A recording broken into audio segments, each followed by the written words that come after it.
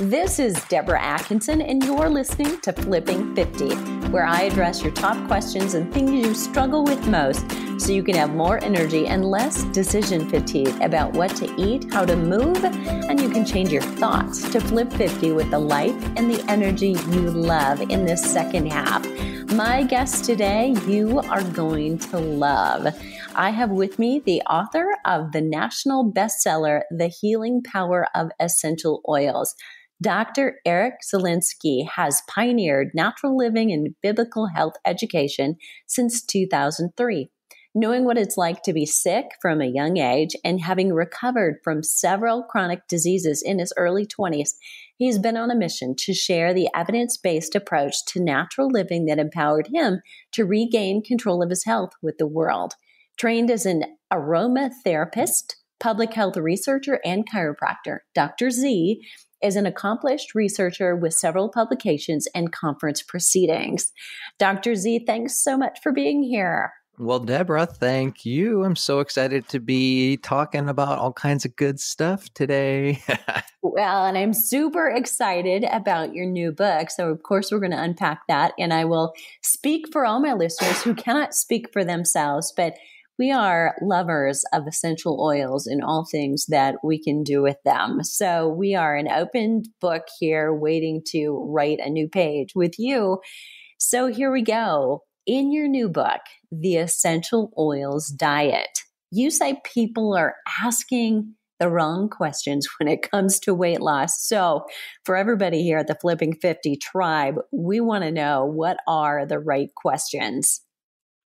Well, here's the thing about food is that instead of asking, how many numbers of this, how many carbs, how many fats, how many calories, I think we've totally missed the boat. I think the question should be, what's in my food? Not what does the nutrition label tell me what's in my food? And, quite frankly, in my opinion, the nutrition label relatively is useless other than the fact that it tells us what ingredients are in it. And that's all I look at. I just want to know the ingredients. I want to know what I'm putting into my body. And so I'm trying to help people have food freedom. And that's really what this is about. And a lot of diets, especially geared toward older women, menopausal women, premenopausal women, are very much designed to trap them into a system where they're stuck, counting points, counting calories, counting carbs, counting fats. And then people have lost, and I'm going to be very respectful and just say the common sense of realizing that, this food's good for me. And people are afraid. And that's the concern that I have is out of the folks that follow us, and we're very blessed. I mean, we have nearly 6 million people visit our website every year and hundreds of thousands of followers on Facebook and all that. And one thing I'm blessed by is the fact that we have really good research data from all these people because we read your questions and we know what you're asking. And one of the number one things is, what do I do? I'm confused. I could tell you how many times I've heard the word and seen the word confused. I'd be a millionaire if I only got a penny for it, because it's that many times. And so we're just trying to say, look, instead of asking about the numbers, the calories, the carbs, the fats, let's really focus on the actual ingredients themselves. Love that. Love that. So another number, the pounds, the scale. What are your feelings about that? Yeah, I think it's relative. I think that people become slave to the scale.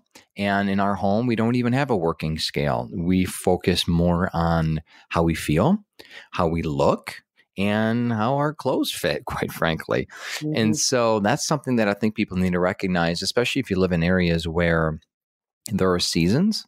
And I've just experienced this living in Detroit, and now we live in Georgia. There are, relatively cold seasons in Georgia, but Detroit, you got 6 months of winter, and you will gain a little bit of weight. Just the body's natural evolutionary response to cold weather is to put on fat. That way, in case, God forbid, there be a famine, you won't die. And so we have to remember, our bodies will gain and lose weight, gain and lose weight, gain and lose weight throughout the year naturally. But there is a level where, for me, for example, if I'm cleansing or if I'm fasting, I'm looking at the scale because I don't want to get too low. I'm like, oh man, for me, like 150 pounds is like okay, this is dangerous. I don't want to go too low because sometimes I'll fast, sometimes I'll cleanse for multiple days, week plus. But other than that, we don't really care about the number.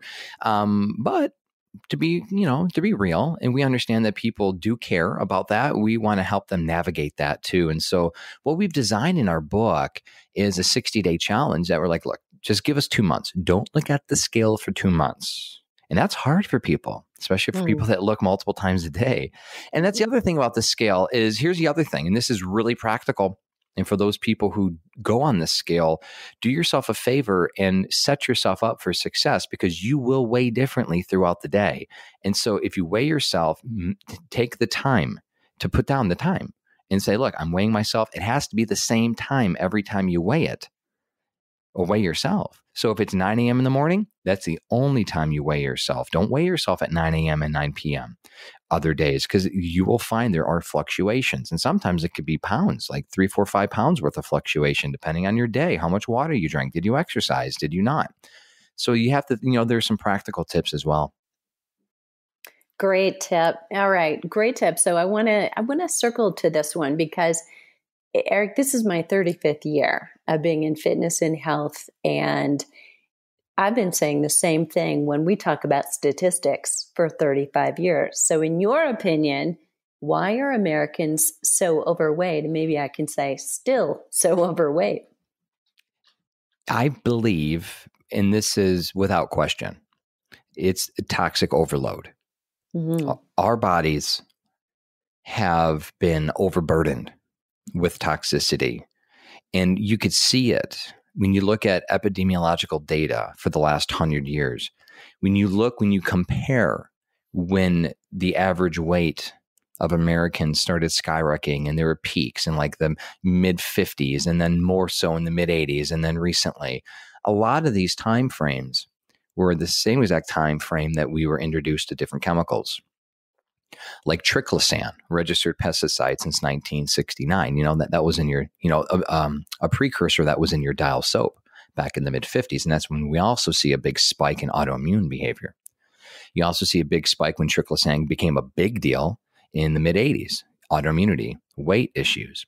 So whether it's what you drink, the water, whether it's the air, because of all the off-gassing of your paint, your furniture, your carpet, the chemicals you put on your skin through your body care products.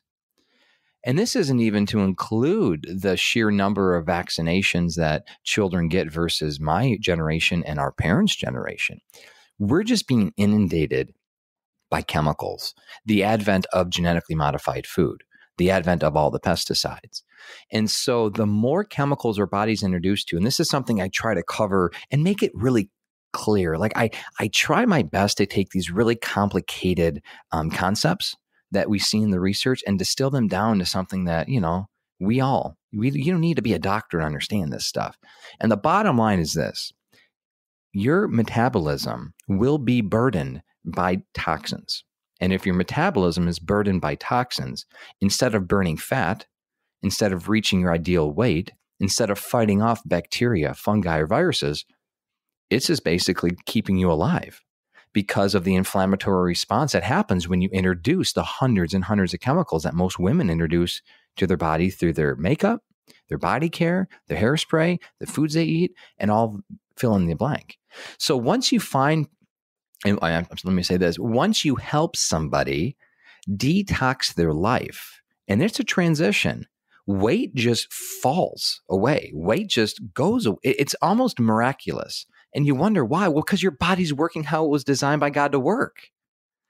And once you stop that metabolic burden, things open up to a whole new way.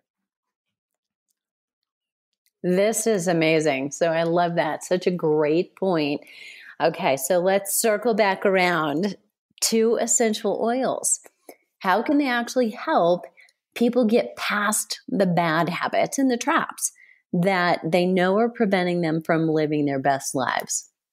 One thing about essential oils that I really like is it puts power in your hands.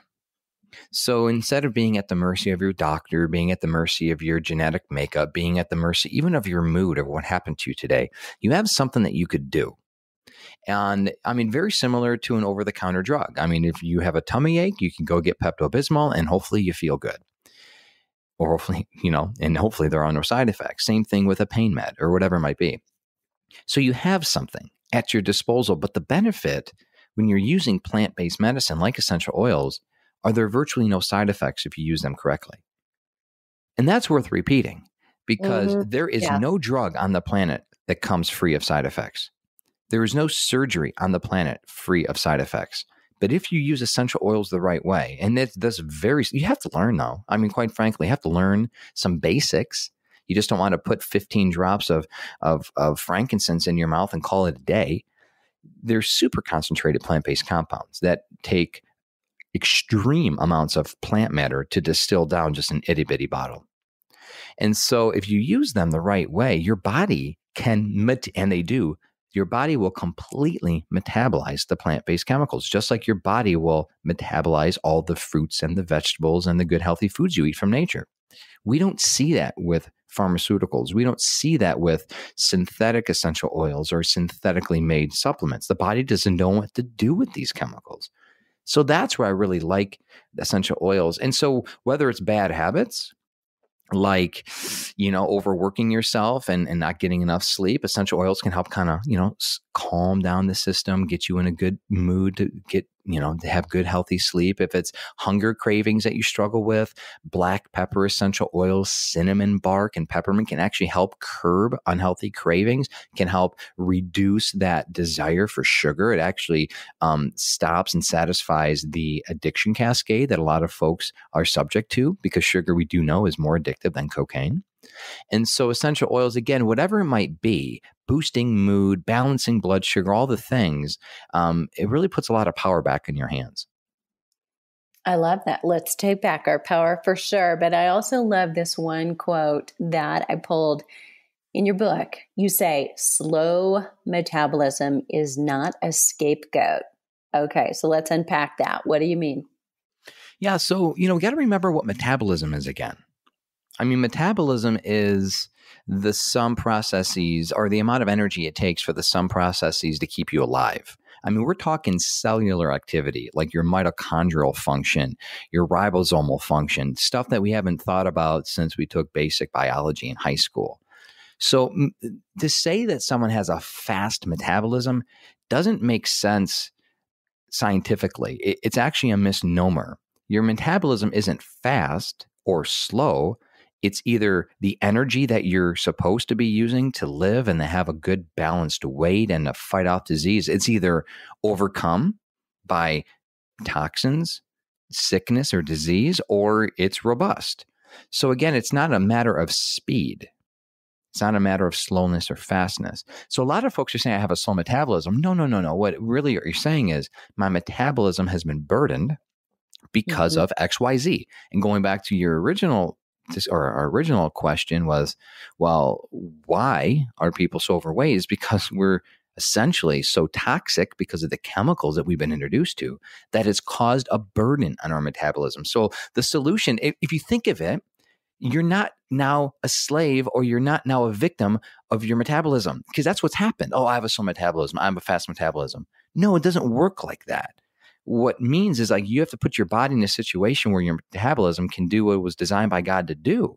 And that's keep you healthy, keep you alive, regenerate your skin, keep your organ function vibrant, and burn fat the way it's supposed to burn fat.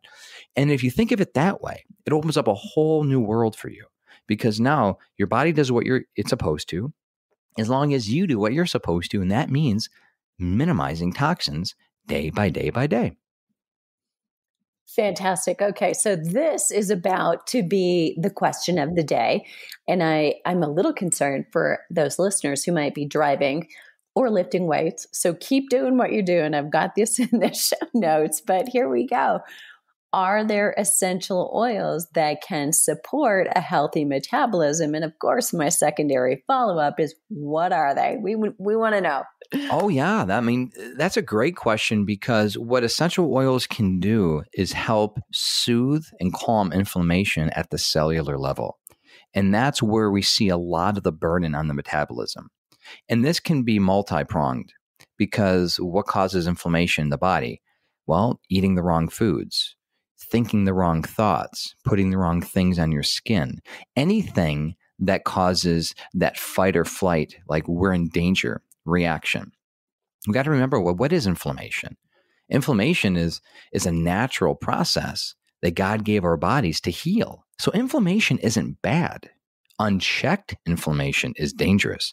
So, for example, if you're like me and if you're sometimes careless in the kitchen, you might cut yourself. And I seem to do that because instead of getting a cutting board, I'm trying to be quick and I'll cut the avocado in my hand. Well, oops, I slice my finger. Happens more often than not. Well, what happens is when you slice your finger, blood shunts to that area because blood is healing. You need nutrition. There's swelling, there's redness, there's heat, and there's pain. All those things are good things to say, hey, hold on, there's something wrong here. Pain is actually a really good thing, by the way. If you didn't have pain, you would burn off your hand by putting your hand in fire, right? Pain is a mechanism to protect us. So all these cardinal signs of inflammation, pain, redness, loss of function, swelling, all that was and has been our healing mechanism when we hurt ourselves. But when we do something that causes the inflammatory response internally, and again, toxic thoughts, toxic chemicals on our skin, breathing toxic air, eating toxic food, that causes that metabolism to be overburdened because the body now is like, whoa, what's up with this? And you are inflamed, which, by the way, is the number one cause of heart disease, not cholesterol, right? That's been debunked for years now. So using essential oils can help that. And sometimes it's hard to say, well, what do I do internally? Well, it's a lifestyle approach. Changing your food, exercising, stress reduction, minimizing what you put, the toxins you put on your skin. But having that approach where you can ingest, let's say, peppermint oil in a proper way, using frankincense or orange oil to help soothe inflammation, like that now takes things to a medicinal aspect where you actually can treat internally chronic inflammation, that you'll see things happen on a broad spectrum. So in the book, we have recipes for inflammation, and there are a lot, by the way. A lot of essential oils have anti-inflammatory properties, and that's what we're trying to do. We're trying to help people to use them in a way where, yeah, you could put them topically, you can inhale them, but what about treating them like medicine? Like, what about putting a couple drops in a gel capsule, filling that gel capsule up with some olive oil, and now using that as a therapeutic approach for internal inflammation? Another oil as good is Copaiba Marjoram. I already mentioned frankincense and orange and peppermint. Those are the go-to. And these oils, because they're anti-inflammatory, they actually help with pain. And that's one of the, the side effects of being overweight. That's actually one of the side effects to having a burdened metabolism is pain. A lot of people do a chronic pain. Well, because you're chronically inflamed. Your bodies just can't respond to what's happening to the stressors of life. And it really builds up where you have toxic buildup in your joints. So going through a detox, using the essential oils can really help. Fantastic. Very hopeful, which I think we can all use a little bit of that. I want to unpack a term and have you define it for us. So let's talk about bioactive rich foods. First of all, what are they and how do they relate to essential oils? Yeah, that's a good question. Bioactive foods are foods that are filled with bioactive compounds. Bioactive compounds, for some reason that still befuddles me, it's a relatively unknown term unless you're in the research world. Researchers have been discussing them for quite a long time, and actually not even quite a long time. I mean, I would say forever. They just recently put a name to it. So when you hear the word polyphenol, when you hear the word carotenoid, these are plant-based compounds that we know are in our fruits and our vegetables, in our healthy grains, our legumes, and our nuts. When you hear words like antioxidants, well, what are they? They sum up, create a group of sub-nutrition that we know as bioactive compounds. So the interesting thing are, you could live and sustain life without having antioxidants, without having polyphenols and carotenoids and all the great plant-based compounds. But researchers have gone on record and said, look, yes, fat and carbohydrates and protein and vitamins and minerals, these are the essential nutrients that you need to stay alive. But you will not have robust health unless you have a diet rich in bioactive compounds. And we all know vitamin C is good for us, but why? It's not because it's vitamin C, it's because it's rich in antioxidants. We all know that essential oils are good for us, but why? Because essential oils are bioactive compounds. So again, you don't use essential oils to live. They won't sustain your life. Like you seriously can't just drink water and consume essential oils. No, you will die. You need nutrition. You need essential nutrition. But there's something called non-essential nutrition that might not be essential for life, but it's absolutely essential. And they are all essential to have robust immune systems and to fight disease. So how do they relate to essential oils? Or essential oils are part of that group. So that's why we try to incorporate eating whole foods in their natural form. Like, I don't know the last time you made your morning smoothie, but why not add like a quarter piece of lemon to it, like actual whole lemon with the rind, because the rind has essential oils in it. And so that's a great, nice, refreshing flavor to it. But if you were to eat a half of a lemon, that's about 2 drops of essential oil that you're getting just by drinking your smoothie. So we're trying to help people, again, eating whole, non-dehydrated herbs, because that's a problem with herbs, or when they are dehydrated, and a lot of people's supplements don't realize, is that their supplements are made from dehydrated plant matter. Well, you're missing out on the bioactives. You're missing out on the essential oils. So yeah, eat your fresh herbs, eat your fresh fruits and vegetables in abundance, and then you get a lot of essential oils in there. Fantastic. Great tips. I want to back up just a little bit for any of our listeners who might be newer yet to essential oils and who probably are used to it. They're coming here and they're hearing it again and again and again. And one of these times it's like, okay, finally, the universe must be talking to me. But I think so many of us and listeners alike are used to thinking topically or in aromatherapy, we're using our essential oils. But when you're talking about ingesting them, taking them internally, I just want to clarify so that all listeners, and I know, there's a difference in quality. Can every essential oil out there be ingested internally safely, or do we need to be looking for something specific? Oh, that is not a quick answer. I wish it were. First of all, I created a masterclass, and my first book, The Healing Power of Essential Oils, dives into this. It really warrants a long discussion, because the Food and Drug Administration does not monitor or evaluate relatively anything in the supplement industry, including essential oils. So when you talk about what to look for, unfortunately, the label means nothing. Anyone can put whatever they want on a label. Same thing with supplements. And so until someone, God forbid, dies, then no one knows. They're not going to get reported to the FDA, and any manufacturer, anyone, myself included, can private label anything and put it up on the market and sell it to a lot of people, especially on Amazon. So when it comes down to it, the core question is, how do I know what I'm buying is pure and good? You need to do a little research. You need to actually contact the company. You need to try to see if they have a batch specific, what's known as a GCMS, a gas chromatography mass spectrometry report, to see. And what that is in a nutshell is the oil's blood panel. When you get a blood panel, you get a little report that says, hey, this is what your triglycerides are within normal limits or not. That's basically what the GCMS is of the oil. So most companies that are worth their weight in salt right now, they're very transparent because they realize the consumer is demanding transparency. So they'll have a batch-specific report of what exactly is in that oil. So when you go on their website, you should see it. And then find out what their sourcing is, find out. But the bottom line is you want a pure essential oil. So to go to the other question is, well, can I ingest all of them? No. We need to recognize that it takes roughly 35 pounds of lavender flowers to get an itty-bitty bottle of lavender, just to put things into perspective. 45 lemon rinds to get a bottle of lemon. So that is extreme concentration, where you want to be very careful that you're only using pure essential oils that are not adulterated or filled with fillers or synthetic chemicals, which a lot are.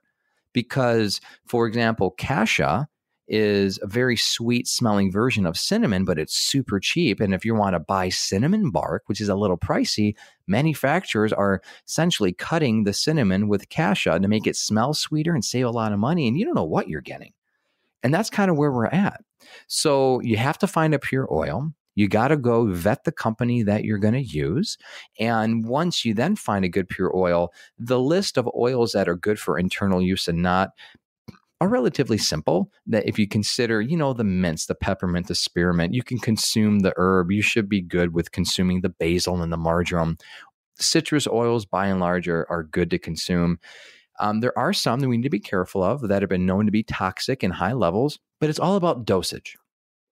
So it gets a little confusing. I mean, it really does warrant an entire class. So you can go to my website. I have a great article on naturallivingfamily.com that talks about internal use. So just go to, again, naturallivingfamily.com, type up internal use, read the article. There's a whole list of oils that the FDA have approved to be safe for internal use.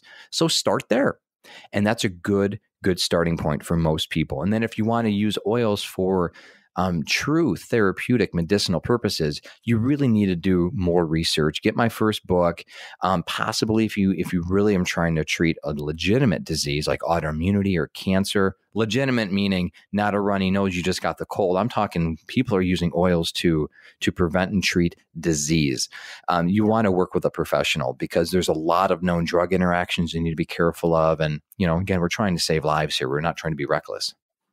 Good. I'm so glad you mentioned that. So just that bears restating. So there is drug interaction that you need to be aware of. So love that. And, I'm kind of going to soften things a little bit. So we've been pretty serious the last few minutes. But what about, in regard to weight loss, asking the right questions, why Americans are so overweight? One of the key issues, even having talked about the toxic burden that many women, especially in midlife, will discuss is cravings, and or they may not call it this, but food addictions. How can essential oils help? Yeah. So when you look at food cravings and addiction, there's in the brain, there's a process known as the Addiction Cascade. And whether it's sex, whether it's a drug like cocaine, or whether it's sugar, the Addiction Cascade gets stimulated. And you become, very much dependent on the endorphins, the dopamine, and the serotonin that gets released whenever you do whatever. And a lot of people get that same kind of endorphin rush by eating a bunch of sugar that they would snorting cocaine. And, when you get to the core of what addiction is, and it really is in the brain, it's a physical manifestation that happens in the brain. You now have to target that part of the brain, which when you look at it, what essential oils do is essential oils have a direct impact on the limbic system. It's all through the power of smell. So when you smell something, it could take you back. It could take you back to Thanksgiving dinner 15, 20 years ago. And remember grandma, smelling something can agitate you because maybe there was a negative experience you had when there was an aroma in the air because of the amygdala, the part of your brain, which is your mood, your emotions, your memory. And all that is connected and all that is related to the addiction cascade. So first, aromatherapy in and of itself can help produce hormones, the dopamines, the serotonins, the endorphins, to give you that little boost that you might want, and also can help reduce the cravings, reduce the withdrawals associated with addiction. And I'm kind of extrapolating data here, which I'm using my poetic license to do, but there's limited research in this. So I'm just being real. We haven't done research suggesting that orange oil can help people get off of cocaine. No, but we have, though, is research showing that inhaling black pepper oil, for example, will help smokers stop smoking. Essentially, it reduces the withdrawal symptoms. And so when I started looking at this study, I really dove deep into it. I'm like, it makes sense. Withdrawal is withdrawal. And being recovering from alcoholism and recovering from smoking. I used to smoke. I smoked 5 years, and I've done cocaine. I've done a lot of narcotics when I was younger. I recognize that withdrawal is withdrawal. And the same withdrawal happened to me when I cut out sugar. I had detox symptoms, just like someone does when they stop heroin. Some people sweat. Some people get nauseous. They have headaches. They get nightmares. They have cravings. like uncontrollable cravings to go out to the store and get some sugary food because they have to have it. No different than, someone going to get crack or someone to get cocaine or someone to get that cigarette. It's the same draw. And so using essential oils like black pepper, for example, can help. And we've also found that cinnamon oil and that peppermint oil and grapefruit, like these four are included in our healthy craving blend. Just diffusing these essential oils can really help stop and curb those hunger cravings if you're battling with an unhealthy hunger craving. But also for people that have that oral fixation, which a lot of people do, whether you're smoking, whether you're eating, most people are addicted to just eating too much. Like, what about stop snacking for a few hours? Like, that's another misnomer. Like, you don't need to be eating all day. Give your body a break. Like, literally give your digestive system a break so your metabolism can not digest food anymore. So your metabolism is burning fat. So to help you, we have a quit stick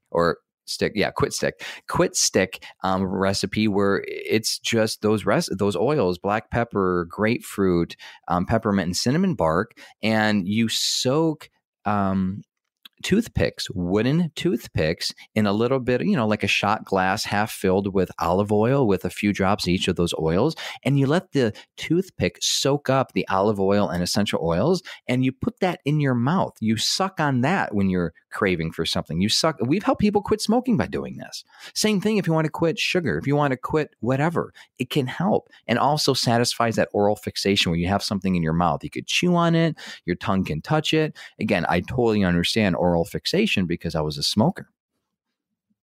Wow, powerful things it can do. Are there any last thoughts or juicy insider tips? We love the insider tips here that you'd like to share about the Essential Oils Diet book, and what else can people discover from the book? We wanted to test the concepts in the book, which really is just how my wife and I lived and have lived for 15 years. And people have asked us so many times, put down in a book how you live. And a lot of it includes prayer, meditation, exercise, food, how to manage, stress. And so we put this book together, but we wanted to test it on people to really see. And we put people through a 60-day challenge. And there's two segments in the book. There's this fast track kind of boot camp phase that really works to reset your metabolism and help you get control of your cravings. I mean, it's like detox. You're detoxing. It's a great experience. And then after that is the next 30 days, which we hope to help you set up for the rest of your life. And the reason why we have this 60-day challenge is because, by the way, I don't know who started this lie, but it doesn't take 3 weeks to develop a habit. How do I know? Because research has shown on average, it takes 66 days for people to develop a habit. So we're asking you, instead of 66 days, people think in months. Okay, give us 2 months, 60 days. That's close enough. So give me 2 months. We brought through 90 women. Not women. We had a couple guys. By the way, we need more men to step up. More men just don't focus on their health. Can we say that again? That bears saying again. I'm telling you. We need men to step up. So we had a couple guys, mostly women, 90, and most of them were plus 50 years old. And to see the transformation, everything from one woman who got off her benzodiazepines and she stopped disassociating. She stopped, significant anxiety, like depression, suicidal thoughts, getting control of her food, getting control of that just chronic inflammation. I'm telling you something, y'all. You might think you're dealing with something, and it might not be what you think it is. It might just be inflammation running havoc in your mind, in your brain. Depression, anxiety, people not getting angry at their kids anymore, people going back to church on a regular basis, people, of course, dropping 15, 20, 30 pounds. Like, that's a given. But it was like, I feel better. My sex drive is back. I'm like, wow, I have hope for life. We don't realize what this burdened metabolism, what having all this extra weight does to us emotionally, physically, spiritually. And so that's what we're proposing. We're not proposing a diet. And the word diet really means the collection of foods that you eat. This isn't like a 5-day plan to lose a bunch of weight. No, this is the rest of your life. And so in the book, we talk about everything from Wi-Fi to EMFs to how to survive without a microwave. And by God's grace, stop using the microwave. It's killing you. You don't even realize what it's doing to your food. We give people all the little steps. And because my wife co-authored this with me, and by you're I know you're going to be interviewing her soon. She's going to blow your listener's mind about how practical this is. The kitchen makeovers, how easy it is to DIY a lot of the things you're doing, and how to shop on a budget. Because we get it. We got 4 kids. We're on a budget too, y'all. It's so possible and it's so doable. So watching these beautiful women and these couple guys go through this transformation was just a stark reminder of, this isn't just about the pounds, which is why we tell them not to weigh yourselves till the very end. And if you want, that's cool. We, do the inches, do the measurements. But part of our little questionnaire is, how do you feel? What are the things that you really want to change about your life? Work-life balance. How are you performing on the job? How are you performing sexually, emotionally, physically, spiritually, every area of your life? And that's what this is about. And so I want to encourage everyone listening right now that you need to do what? Well, let me take it back. Let me encourage you to do this. You don't need to do anything, but your body and your mind and your soul and your spirit will align once you align with the integrity of who you are. Meaning this, you're worth it. You have to and should do things for your own good. And if you believe that your body is a temple, if you believe that you are worthwhile and that you deserve happiness, if you deserve to feel good, then the results will happen. You just need to do what it takes. And a lot of folks, we realized going through this challenge, don't feel they're worth it. Their kids are worth it. Their husband's worth it. Their dog's worth it. People will buy $100 a pound organic dog food, but they'll eat McDonald's. You're worth it. And if you treat yourself like that, like you're the blessed gift of God that you are, you will do the things that you need to do. And then leave the results up to Him. Leave the results up to God and watch what happens. Amazing. Eric, thanks so much. Where is the best place for listeners to go find more Dr. Z and more about the Essential Oils Diet book? Oh, yeah, please. Simply put, go to essentialoilsdiet.com. And as a gift, we put together a really sweet package where you get videos on how to make a lot of the recipes. Sabrina filmed over an hour's worth of demo videos on how to do the exercises, a shopping tour. And that's all cool. That's great. Little PDFs and all that. But the big thing is this group coaching program that we're giving away for free. It's a 60-day program it's a private group that we're inviting you to join. And we have mentors. We have people that have graduated. They're on fire. Mama Z and I will pop our heads in and we'll be doing coaching. We're going to help you. And that's what we're committed to doing, is just so this isn't just going to be another book that just collects dust on your shelves. It will be the catalyst for lifelong change. So go to essentialoilsdiet.com, buy the book, join the group, and expect awesome things. So awesome. So generous. Eric, thanks for being here. Well, thank you. I really appreciate it. Hey, and listeners, if you still have a question, leave it below the show link at flipping50.com, essential oils. I love hearing from you. And if this episode was helpful, please leave us a rating in iTunes. It really helps. And then share it with a friend. Surround yourself with a supportive community of women on the same journey. To get the most from this week's episode, check out today's show notes at flipping50.com essential oils, where you'll find the juicy free downloads and the links to Eric's book and resources that we mentioned throughout the show. What are you waiting for? Let's start flipping 50 together.